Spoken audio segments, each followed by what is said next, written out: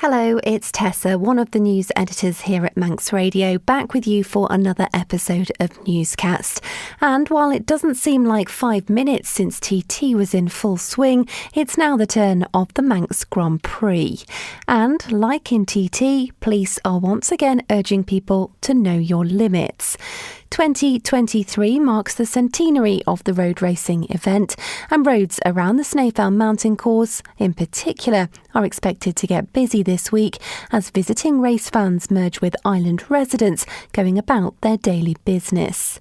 Just 3 months ago, thousands of people were welcomed here for the TT races, and whilst visitor numbers don't match up to those recorded each June, they do pose additional challenges.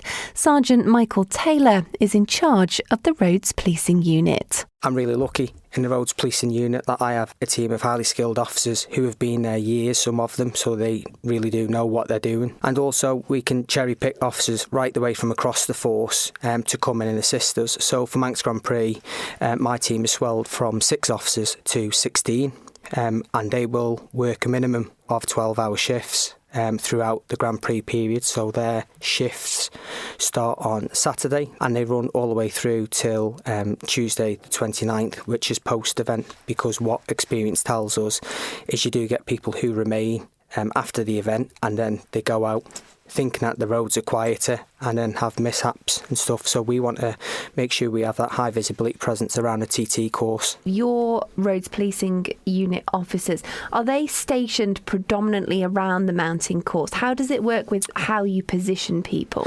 We police it in zones. So we have 4 policing zones, which goes from Braddon Bridge all the way up to the hairpin, and then we have the mountain road, which is a zone in itself.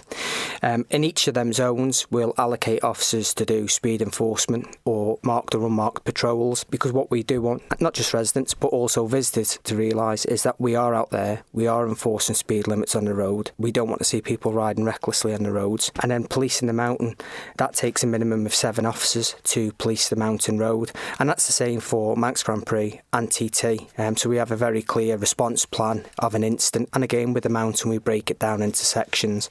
With Manx Grand Prix, the challenge that we often have there is the road is two-way. In TT it's a lot easier to close the road because nothing's coming towards them from the Douglas side, but during Manx Grand Prix obviously they have the traffic coming from Douglas to contend with. But again, we always have a minimum of 7 officers based along that mountain section of road. One question we are often asked is why the mountain road isn't made one way during this period. Is there an easy answer for us on that one? There's a number of factors. One, it causes significant inconvenience to locals by putting a mountain road one way, but also it's the visitor numbers. We look at the amount of visitors that we come over on bikes or cars, and we don't get the same numbers nowhere near as what we get in TT. So that's something that collectively across government departments it's been agreed that the mountain road can stay two-way, albeit we have an increased presence up there. Unlike the TT, the mountain road remains two-way for the duration of the Manx Grand Prix period. Cycling on it remains prohibited. You have been warned. Temporary speed limits have been brought in on lower parts of the course and on the Laxey Coast Road. The Isle of Man Constabulary says it will use the MGP as an opportunity to build community relationships. PC Louise Kenyuk works within the Eastern Neighbourhood Policing Team. Community policing and policing carries on the same. We've still got the officers in the right places at the right time, making sure that everyone's safe. Myself, I work in the community team department. Some of us have different roles, wear different hats, but we'll still be maintaining the normal service for the island and the residents. Is it different or difficult to work in the community during this busy time? It brings us different things, I suppose, because if we look at it from the point of view from community officers, we spend a lot of times in the schools and working with vulnerable people. So when the schools are shut, we kind of flex the demand and what that may well be.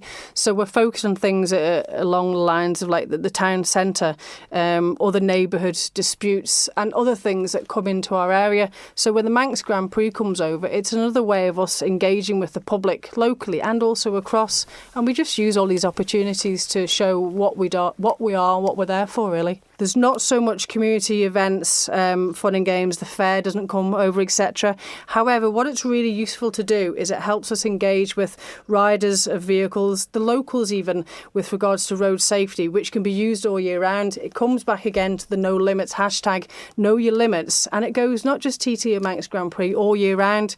This year we'll have our road safety trailer behind the grandstand. That'll be there for the duration, and we encourage visitors to come up, talk to us, and we'll be asking questions, answer any questions that you have. So it's a clever way of engaging with people and get that messaging out to everyone. Back to the roads then, and Sergeant Taylor, who says discretion during any event like this is key. I think it's really important. You do get people that think that we have quotas, or, you know, we get benefits from giving out fixed penalty notices or endorsable fixed penalty notices. We don't get any of that.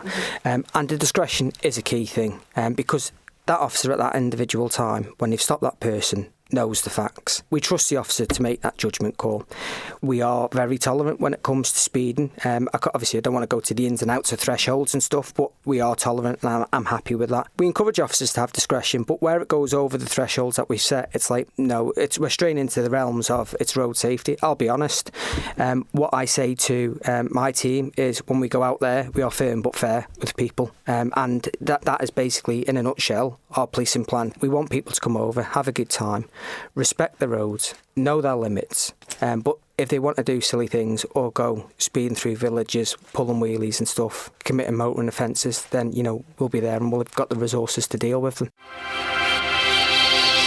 Thank you for making it to the end of the Little Manx Radio newscast. You are obviously someone with exquisite taste. May I politely suggest you might want to subscribe to this and a wide range of Manx Radio podcasts at your favourite podcast provider, so our best bits will magically appear on your smartphone.